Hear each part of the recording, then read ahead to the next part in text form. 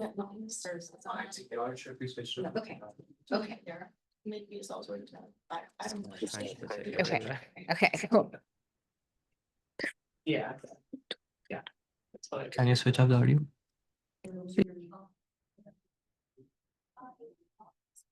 Okay, awesome. Yay. Okay. Okay, hello everyone, good evening. We are Aurora, which is the Astronomy Union for Reading, Outreach and Research Activities. Which, we are a student organization here where we organize seminars, webinars, and also journal clubs, etc. So it's my pleasure to introduce our very own Katy. So Katy worked with Lara here when I was here. So we had some overlap. And she works on Milky Way mostly using ultra faint and RR Lyra stars. Let's give it away to her. She'll be talking about probing the faintest galaxies and brightest beacons, ultra faint dwarfs and RR Lyra stars as tools for near field cosmology. Let's welcome her with a round of applause. Thanks, y'all. Yes, I am super excited to come back. I was here as a postdoc in 2021, so wild times up to 2023. And now I am an assistant professor at Cal State San Bernardino, just up the freeway a little bit. And I'm excited to chat with y'all today about the faintest galaxies that we know of, ultra faint dwarfs. And then a little bit about our Lyrae stars and how we can kind of use both of these as tools to learn more about the early universe. Okay. Yay, it works. Okay, so what do I mean by ultra faint? Most of us think, when we think of galaxies, we think of something really bright and pretty. There's lots of gas and dust and star formation, right? These are like what everyone wants to think of as a galaxy. I promise you by the end of the talk today, you'll also think this is a really cool galaxy also. This is a very typical ultra-faint dwarf. It's Leo 4. This image was taken both by SDSS, the Sloan Digital Sky Survey, and then this kind of inner region of Leo 4 was taken by the Hubble Space Telescope, the ACS, the Advanced Camera for Science. This is kind of how we find a lot of our ultra faints, is there's some slight overdensity in stars in a large survey like SDSS, and then we'll send a much deeper instrument, spectroscopic or photometric instrument to it to get more detail, and visually it still is not very exciting, but we do know that the stars in that inner region of the dashed kind of circle there are orbiting each other. They are they are a galaxy. We believe that they are within their own dark matter halo. Because these galaxies, we know about roughly 60 of them. Because they're so faint, all of the ones that we have found so far or confirmed to be ultra faint dwarf galaxies are within the Milky Way's dark matter halo. So they're satellites of our own galaxy. This kind of video here is created by Marcel Pawlowski. He's now faculty in Germany. I don't forget what institution, but we overlapped at UC Irvine. He was a postdoc. I did my grad work there. All of these green, I'll play it one more time. All of the blue dots are what we call classical dwarfs. So they're slightly more massive. The large and small Magellanic clouds you can see in the southern hemisphere just walking out at night on a dark night. All of the other blue dots you do need telescopes to see, but they are slightly more massive galaxies. All of those green and red dots are ultrafaints or candidates for ultrafaint dwarf galaxies. So it's a group of stars. We know they're physically close together. We don't actually know with a lot of them if they are galaxies or not. So do they live within their own dark matter halo?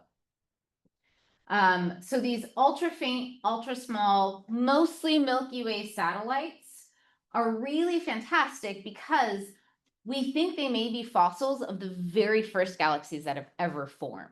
So they're kind of like, we can almost do cosmic archaeology with them. We can look back into the very earliest reaches of the universe by kind of digging around in our own galactic backyard. But to really kind of use them as tools in near field cosmology, we want to make sure that they actually formed when the first galaxies formed. So traditional cosmology and like what a lot of folks are doing with the JWST, they're trying to look as far back as possible, right? To get glimpses of the first stars and first galaxies right after they formed. That is very hard if you know anything about the little red dots there. We found the first galaxy and it's just a red dot on a picture, which is great. They're doing good work. But there's not a ton of detail in a couple red pixels, right? So what we can do in near field cosmology is these things that we think were formed when the first galaxies were formed, they still exist today. They're much more dormant than they used to be. They're not actively forming stars anymore. But we can examine those kind of fossils or relics of the first galaxies to try to kind of piece together from near us what happened in the early universe. So the main thing we have to do with our ultrafaints is decide whether they are actually true relics of those first galaxies. So the first bit of that is they have to be a galaxy to be a remnant of one. We want to make sure that they don't have much evolution in the sense of they haven't merged with a lot of other small galaxies. They haven't been partially stripped of their mass. So not much evolution has gone on since the epoch of reionization. And I'll get into why we talk about specifically the epoch of reionization in a moment.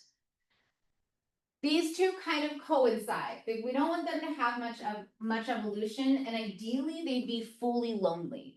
So if you think about a galaxy that was formed in the early universe, maybe there was other galaxies formed around it, but there's a possibility that that galaxy that formed in the early universe has never interacted with anything more massive than it. It just spent a whole cosmic lifetime very lonely.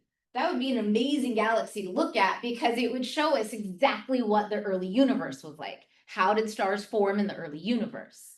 So we want these systems to be lonely. Unfortunately, all of the ultrafaints we have seen are around the Milky Way, or there's a couple that folks are looking into deeper around Andromeda, so around M31. There's some smudges and we need to look better into those. But again, we know they've had some interaction with the larger galaxies near us. So quantifying that interaction is something that I try to look into in my work. But first, to look at whether these are galaxies or not. Ultrafaints are actually physically about the same size as globular clusters. So these are all beautiful images of globular clusters. The main difference between a globular cluster and an ultrafaint is we think ultrafaints should live within their own dark matter halo. A globular cluster can be in a dark matter halo, but it's probably in a dark matter halo that has another galaxy within it, right? So they're not nested inside dark matter halos the way that our ultrafaints are. Ultrafaints have no gas and dust. It's just generally a little clump of stars like Horologium 1 that are orbiting each other, and we can show that through their velocity. And we can show through the kind of velocity distribution that they should be inside dark matter halos. Those are the kind of two main differences between things that look the same size. Ultrafaints are often much fainter, but physically they're the same size out in the sky. So the way we do this is both looking at their colors. So this is an example for Ursa Major 1. They have to be physically close together. And the kind of main thing that we look at is, do they have the velocities similar enough to each other, the stars in this vicinity, that show that they are a galaxy and not a globular cluster, so they live within a dark matter halo, or they're not some kind of stripped remnant of a more massive galaxy.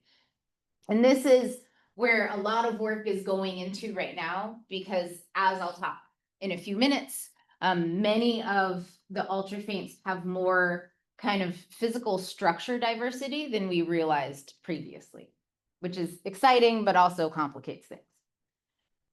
So most of them are actually galaxies, even though there's these little tiny things. Work I did in grad school was looking at their evolution. So if we look at the star formation history of all of our ultra faints, this is an example of 6 ultra faints. So on the horizontal, you have when their stars formed, and then the kind of cumulative star formation history on the vertical. For all 6 of these, they stopped forming new stars about 10.5 billion years ago. So they really haven't done much since very, very early in the universe. We think that they could have been suppressed, their star formation suppressed during that reionization epoch in the early universe. So in one view, the main quenching mechanism, what stopped their new stars from forming, was just kind of the environment of the early universe. But if we look at these same galaxies, those same 6, and what we call phase space distribution, so looking at their velocity versus kind of where they are, how far away they are from the Milky Way within our halo, all 6 of these galaxies kind of live in the center region, where in dark matter only simulations, all of those dark matter halos, have been satellites or subhalos of the Milky Way long enough that the environment of the Milky Way could have been the thing that stopped new stars from forming in these ultra faints. So in this view, it could have been the Milky Way's environment that stopped their new stars from forming, not just the environment of the early universe. So to kind of tease out which of these 2 options actually happened, I turned to dark matter only simulations. So these are the ELVIS simulations that were created at UC Irvine. It's actually a decent astronomy acronym. ELVIS stands for Exploring the Local Universe in Simulations, or the local volume. So they did well on that one. But these are dark matter only. So it's just dark matter halos. And how I did this was I went into the simulation and basically grabbed all of the small dark matter halos that we think could house an ultra faint and kind of looked at their infall history. So when did they become subhalos of the Milky Way? And did all of those in a kind of population to statistics study, when did they all fall in long enough ago that the Milky Way could have suppressed their star formation? So we need a population of 6 ultra faints, dark matter halos that all fell in very, very early in the universe to allow the Milky Way to have suppressed the star formation in our ultra faints. And when I kind of randomly grabbed 6 tiny subhalos many, many times throughout the simulations, we see that in redshift or look back time, the probability of grabbing a collection of 6 that have all been subhalos or satellites long enough is essentially 0. Very, very small. So that there's this vanishingly small chance that the Milky Way's environment could have quenched the population that we observationally see. This allows us to kind of add to this big picture of what we call satellite star formation quenching. These more massive satellites, like those blue dots that you saw in the first video, they are all, their star formation is all suppressed once they become a satellite of the Milky Way through various kind of mechanisms. On the smallest scale, of stellar mass scale, where our ultra faints live, we see no evidence of the Milky Way's environment suppressing the star formation. So we can more accurately say that it was likely suppression due to the reionization epoch in the early universe. We can also look at the, oh yes. all these satellites? How do we know when they became satellites? Yeah, so the way that I looked at it was just statistically. Let's just randomly say so basically what I did is I randomly selected 6 of the small subhalos in the simulation. And in the simulation, you can see exactly when they fall in. So we can give or mostly exactly, you can give an infall time to those. So I just said, I ran it like 50,000 times. Let me, what's that probability? This actually is a good question because another work that I collaborated with Sean Fillingham on at UCI was looking at the binding energy. So what Sean did, or what we did, was look at each of the ultrafaints and kind of calculate their binding energy to being a satellite through mostly their quenching time and using some of their velocities. And then in Phat ELVIS, the kind of predecessor to or successor to ELVIS, he went in and found all subhalos that had similar binding energies. So in that way, we're able to have, here's one galaxy. We think this range of subhalos could house that galaxy. And then looking at the range of subhalos, we can get their infall time. So we can observationally calculate quenching time, or when they stopped forming new stars. We can't get infall time, and vice versa with dark matter only simulations. So with Sean, we looked at the same question, but by matching individual galaxies, so less statistically. And we're still able to show in this one that once we get to this kind of lower the ultrafaint range, they have these negative quenching timescales. A positive quenching timescale means if you quench right when you become a satellite, something is happening right when you become a satellite, that you lose all of your gas and dust and you don't form any new stars. If you have a negative quenching timescale, that means you have already stopped forming new stars when you become a satellite. And so whether we look at it through this kind of population statistics or by matching subhalos to actual galaxies through binding energy ranges, we still get that our ultrafaints were not suppressed by the Milky Way's environment. Was that okay? Okay. Other questions on that one? Cool. So yes, we looked at this from kind of 2 different methods, and it was wonderful to have the same answer through both methods. So we can say that with our evolution, there actually hasn't been much evolution in these systems since the early universe, at least in terms of star formation quenching due to more massive satellites or more massive galaxies. I take a slight aside because so far we've kind of used, especially in all of that work, we use the environment of the Milky Way to learn a lot about ultrafaints, but we can flip that. We can learn a lot about the Milky Way through our ultrafaint population. And so to do this, I looked at the Phat ELVIS simulations. I'll talk about those more in a second. And I kind of compared them to the wonderful velocity information that we get for our ultrafaints from the Gaia survey. So I used Gaia EDR3, so the early data release 3. The current data release 3 is not much different from this one. And then I also compared that to Phat ELVIS. So the really interesting thing about Phat ELVIS, this is not as great of an acronym.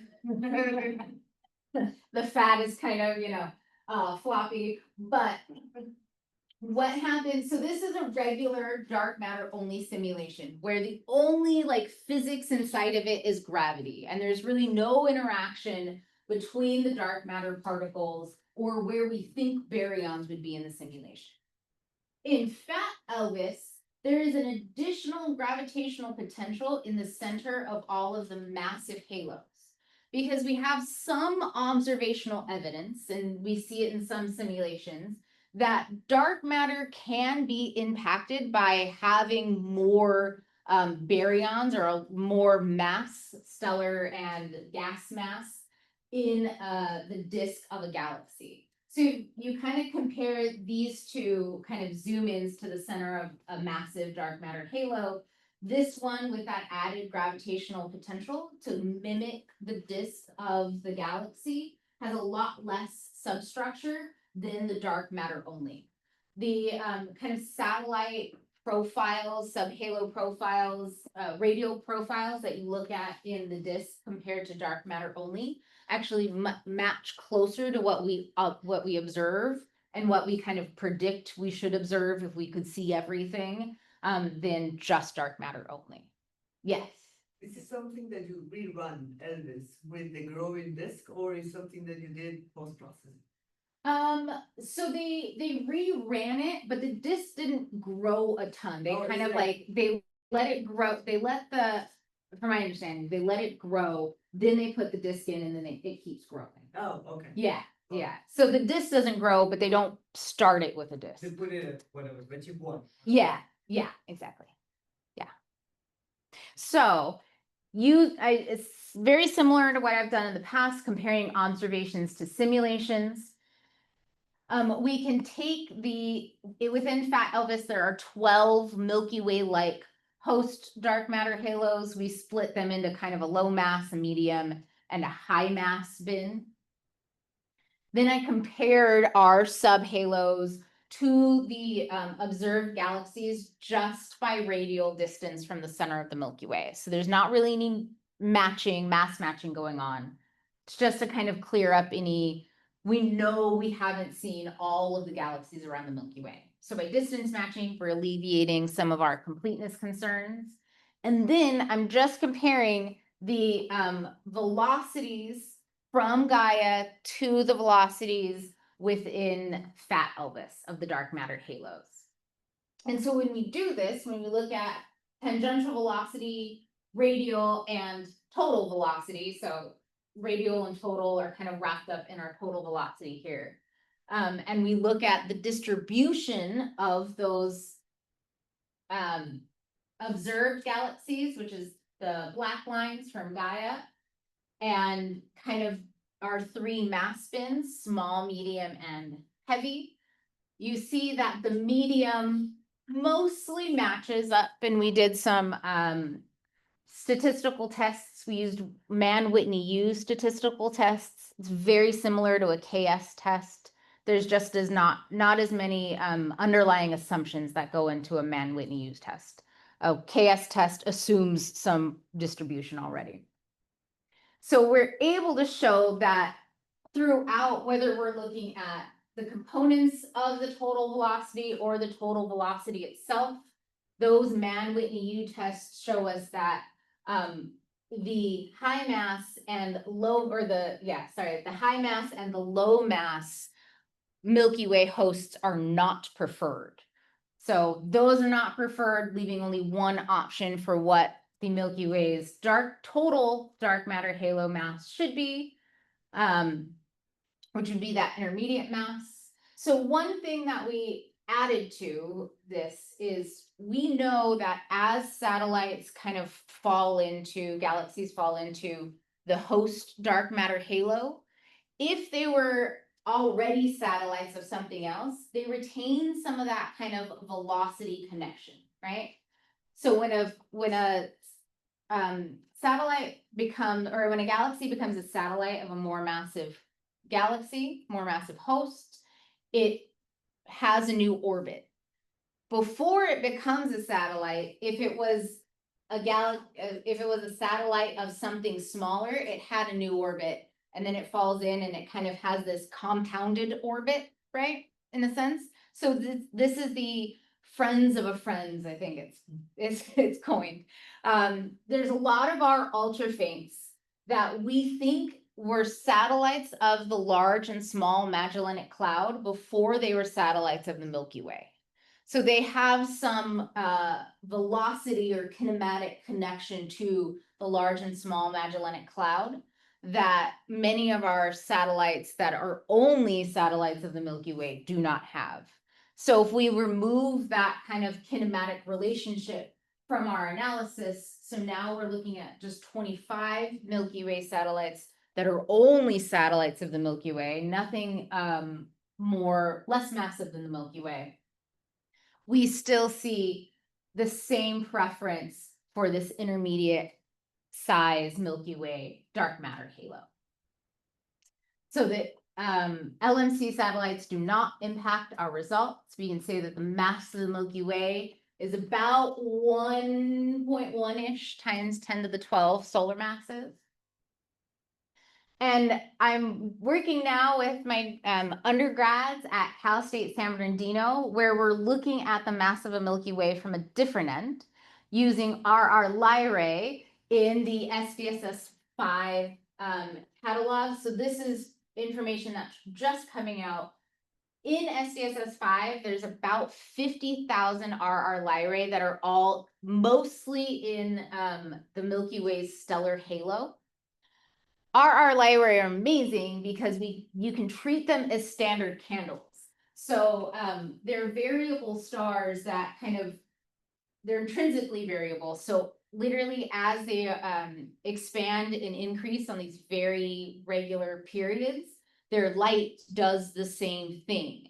So we can look at their changing magnitude and get really accurate distances and velocities to them. With that accurate kind of radial velocity information, we can then start to measure the mass of the Milky Way out to about 30 kiloparsecs. But with 50,000 very accurately measured radial velocities, that'll be a very precise mass measurement. This work, so what my students are doing is they're looking in both SDSS and Gaia and kind of combining the two data sources to really create light curves for all of those 50,000 radial velocities to then have these very accurate or very precise errors on the radial velocities, which means that we have just better a better calibration for what their radial velocity is. So in this graph here, we're looking at the phase. So if the star is expanding or contracting, you can see there's about a 40 kilometer per second range in what the radial velocity can be. What we're doing, because SDSS is looking at these stars only like 5 times, we can really pinpoint what the magnitude is, where the radial velocity should be. Then we get these nice, very constrained error bars on the radial velocity, allowing us to do much more precise kind of mass measurements when we pull that out to get the mass of the Milky Way. So this is work that they're kind of finishing up now. We'll first come out with the kind of new catalog, and then we can do the mass of the Milky Way. We can also look for stellar streams inside of the Milky Way's stellar halo, which many of the stellar streams are just stripped apart ultra faint dwarf galaxies that were just ripped and became part of the Milky Way. That was a quick aside. Going back to our ultra faints, to look at whether they are actually lonely, we can use chemical abundances to kind of peek into the evolutionary history of these ultra faints. So we know all of the elements on the periodic table, we know where they come from. The vast majority of them are born in exploding stars. So we can start to look at ratios of how much element is in, like, for example, how much magnesium is in a star compared to how much titanium is in the star. And then we can begin to pull out the ratio of white dwarf supernova to dying high mass stars that created our star that now has magnesium and titanium in it. So through kind of chemical abundance comparison, we can look at the kind of history of how these galaxies were formed. So I am finishing up work doing this with Hydrus I. Hydrus I is just one of our ultra faints. In many aspects, Hydrus I looks like every other ultra faint. We have spectroscopic data, mostly high resolution spectroscopic data for 10 stars in Hydrus I. This is work that I'm doing with Alex G at University of Chicago. The three square markers there. Oh, those are close. No, yeah. The square, well, yeah. So here they're circles, there they're squares. That'll get fixed before I submit it. So these different blue markers have really high resolution. So we used something called the Mike spectrograph on the Magellan telescope down in Chile. And then the other kind of more brown and green markers, we used a more medium resolution spectrograph called the M2FS. So with these, I am doing a like detailed chemical abundance analysis to look at 17 different elements that are in these 10 stars. So here, for example, is carbon. You can see all 10 kind of, you know, clumped together. These background little markers there are just stars and other UFDs. The exciting thing about Hydrus, we have 10 stars, and I know 10 stars doesn't sound like a lot and not very exciting, but it will be a full 10% of the total ultra faint dwarf galaxy chemical abundance library when it's done. So we have there's one other galaxy that has 13 stars. Most of our ultra faints, we have chemical abundances for 1, maybe 2 stars. So 10 is a nice big number, and it gives us some, it allows us to kind of look at some really exciting ratios, like I was just mentioning. So on the vertical axis here, we have the ratio of magnesium, or the abundance of magnesium compared to titanium. This is all kind of wrapped up into the comparing it to the solar abundances. So that's why you have like a 0 abundance for a ratio, right?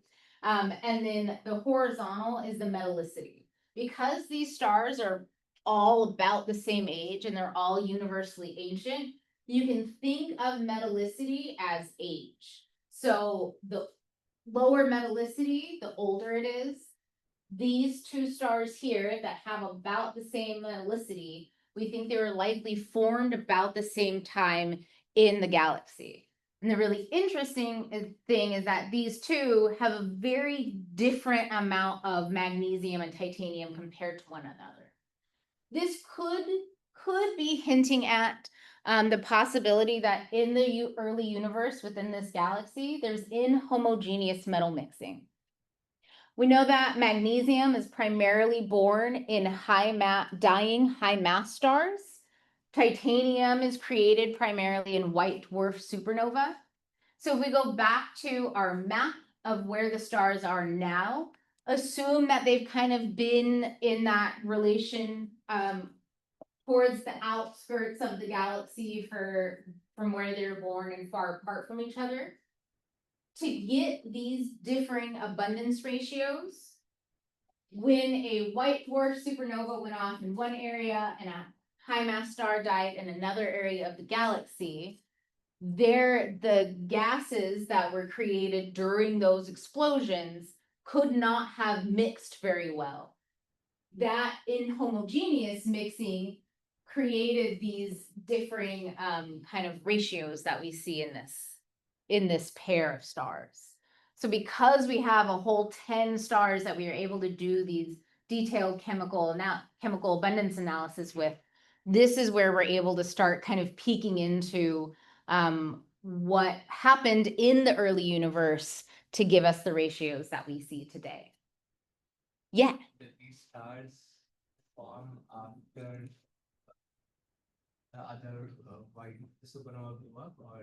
Yeah. So these are, if you think of it in that sense, these are maybe like 2nd or 3rd generation stars within the ultra faints.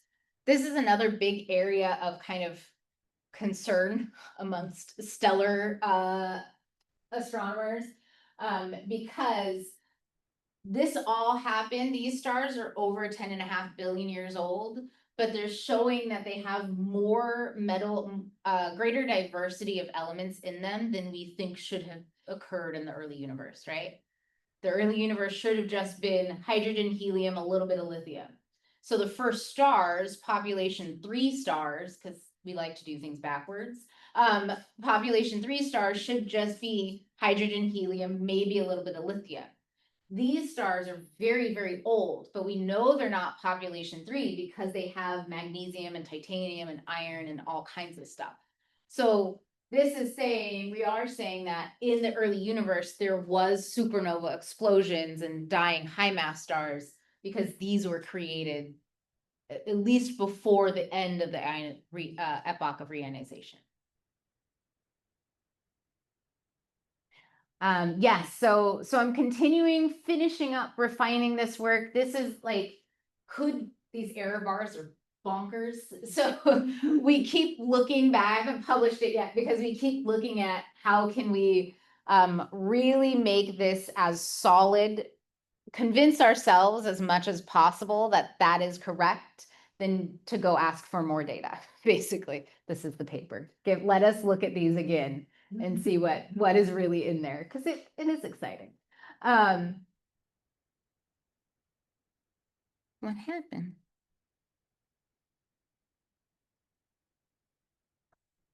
I lost my thing. I'll just come over here.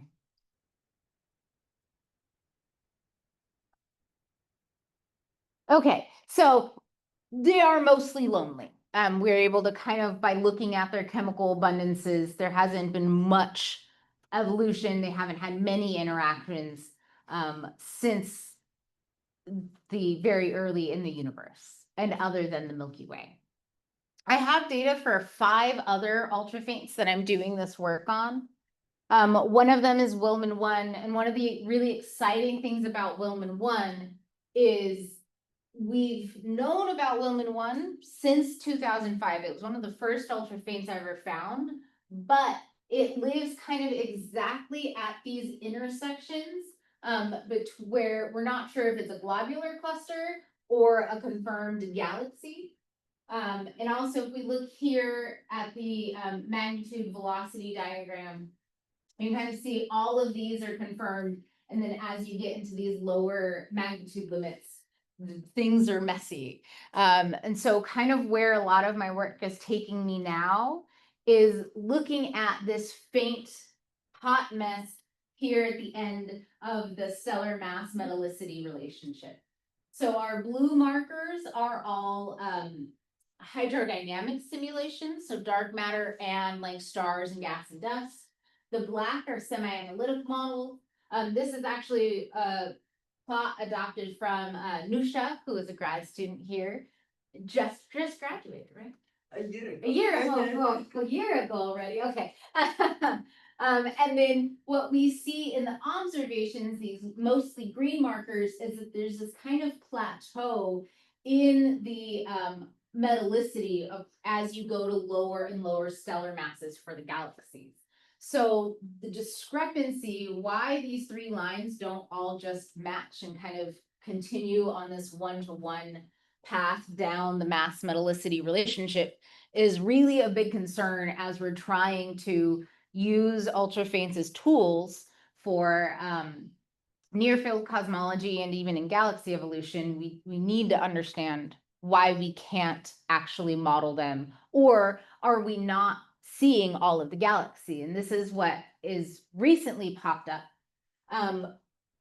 Many of the ultrafaints, we assume that they're these just tiny, almost cores of stars orbiting one another. Anichidi in 2021 was the first, him and his group were the first to discover an extended stellar halo. They did that in Tucana 2. And then in 2023, they kind of looked back at these 2 stars primarily to show that not only kinematically can we say that they are members of Tucana 2, but they also have the chemical abundance patterns to match those stars. So these 2 are part of this system, but that kind of extended halo, I know it's 2 stars, but the extended halo there is giving us evidence that there's more structure diversity in our ultrafaints than we assumed. And even just last year, Tao et al., she works at the observatories in Chile, and her group at NRAO looked at RR Lyrae stars in 30 of the ultrafaints. So because RR Lyrae are those fantastic distant standard candles, we can really get good velocity and distance measurements. And they showed that 10 of the ultrafaints have extended halos. So we think up to 33% of all ultrafaints that we see have that kind of structure diversity. And what happens is in most of the simulations, especially hydrodynamic simulations, we define what an ultrafaint is based on most of the observations. Most of the observations don't include those stellar extended structures. So work that I just finished up with Coral Wheeler. She just submitted this I think it was a month ago now. Okay, maybe it was a month ago. But we looked at 19 ultrafaint dwarf galaxies in FIRE-2 and compared them to kind of a compilation of all of the observed ultrafaints that we see from Andrew Pace. And we gave the 19 ultrafaints 2 different definitions for what the edge of the galaxy was. So commonly, in hydrodynamic simulations, you'll say the galaxy is everything within 15% of the dark matter halo's virial radius. That's a common definition, and those are all these kind of not colored in markers here. The solid markers are a surface brightness cut. So we said, let's take the surface brightness profile of this galaxy, and we'll say the galaxy ends when the surface brightness is below, or it hits 32.5 magnitudes per arc second squared. This is an observational limit. Most of our observational surveys can only go down this low. So we, instead of defining the galaxy by some simulation inspired definition, like 15% RVIR, we're going to do an observational limit by looking at the surface brightness. And as you can see, these are all the filled in markers. They're actually closer to the observed systems. And then what we did was use the Wolf et al. 2010 mass estimator to kind of compare the estimated half mass against the half radius, and looked at what kind of subhalos they live in. So again, this is our surface brightness cut. The color is by the true color of the dark matter halo that it lives in. These are different NFW profiles within FIRE. And you can see there's a little more match amongst the surface brightness cut galaxies compared to the standard traditional 15% RVIR. With this work, we're able to show that we think there's probably a lot more ultrafaints that we're missing these stellars, these extended stellar halos in observationally. And then on the kind of on both sides, our mass estimates are over predicting the density of the host dark matter halos at these lowest masses. So we think one of the main problems in here may just be technological limits for what we can see of the ultrafaints, and the kind of definitions of how we're defining what the galaxy is within the simulations, by just kind of playing these definition games within FIRE-2, which is, I'm very excited we're actually able to simulate ultrafaints now. We have 19, we're excited. So to kind of wrap this all up, in a quick summary, we can show that the ultrafaints likely stopped forming new stars during the reionization epoch. They are great tools for studying the chemistry of the early universe. It's very technologically expensive to do this, but it can be done.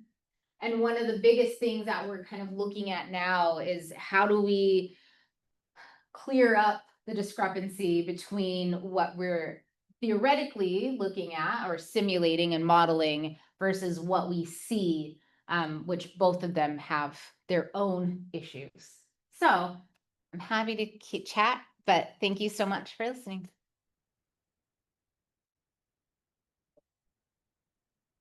So yeah, question. Yeah. So the faint and the mass metallicity, Mm-hmm. how, so you mentioned that definition of galaxy within simulation can possibly affect this. How exactly will the definition? Yeah, so we kind of most like if we look at these, all of these markers are individual simulated galaxies. If we are using instead a surface brightness cut, which is essentially what we use when we're observing, right? We only say what's in the galaxy based off what we see. It would likely, these would actually get pushed down a little bit, but kind of pushed down and over. So some of these smallest ones would be off in the stellar mass range that we just have not observed at all. But some of these more massive ones would kind of fall into this line. So they would line up better. But they would essentially, I can go back to this. Because we see lesser stellar mass. Yeah. Yeah. So we see, we're realizing that what we see, what we actually observe is we're not seeing as much as is actually there. And we know this in some case because theoretically, the iron, the metallicity, the iron and hydrogen ratio should just keep going down until it's 0, because there should be, you know, the first stars should just be actually not have metals in them, except maybe a little bit of lithium. So we already know that observationally there's some issues because there's almost this metallicity floor in what we can observe. And we think some of that is just, if there's really, really low metallicity, they're not bright stars, and so they may be there, we just can't see them.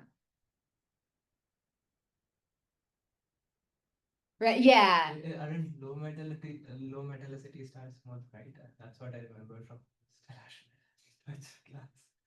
No, well, if they are younger and low metallicity, they can be bright.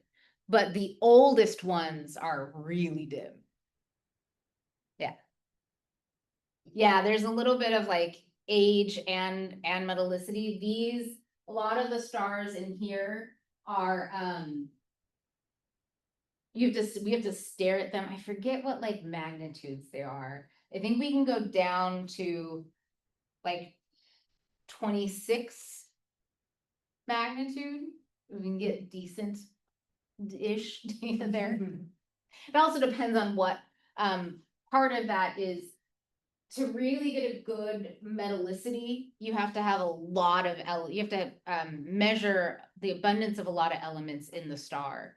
And to do that, you have to have really high resolution data, which means you have to have brighter stars. Yeah, so we're not going down as far. I think the lowest metallicity star that has been measured is about 3.5, negative 3.5, which is still not as low as like the simulations can go. But I think there's a whole other. We get to 0. Yeah. No problem. There might be a whole other world of issues. Yeah, good question. Yes. Start with an easy question. So the Hydrus I that Mhm. has such a significant fraction of all the stellar libraries in the, like, what's Yeah. special? Is it closer, more massive, or just It's data? it's slightly more massive, it's slightly closer, but it's also just not in a crowded area. Ah. So we can like, yes. It's just a nice position. Yeah, and the fact that it's I think you can only see it in the southern hemisphere. So the Magellan telescopes are kind of better than Keck at the. I know. Don't say it. Yeah. Just say it. I mean, Demos is great, but. It's not like it. Yeah. So for the system where you had the 2 stars that didn't Yes. mix, so I was just thinking more about this. Is this related to the low velocity dispersion of the lower mass galaxies? So they're not expected to do a lot of gas mixing? Some of that, and part of it is we're trying to at least maybe kind of theoretically figure out what impact this should have happened during the during reionization. So we don't know what impact reionization had on that metal mixing, but it could have been that as well. Are there other examples of homogeneous metal mixing? This is not a very strong one because of those error bars. There's even less strong where we're like, yeah, this could be it. So I think it's Booties 2 has 13 stars and they see something-ish like this. But most of where we see these are called alpha elements. So they're formed in that alpha process, and it just so happens that they're all in really crowded areas of the spectra. So it's just hard to, Yeah. So there's been hints of it in other places. This is technically the strongest, even though it's still not strong. But yeah. Ultra faint dwarfs or globular clusters older? The ultra faints are generally older. Yeah.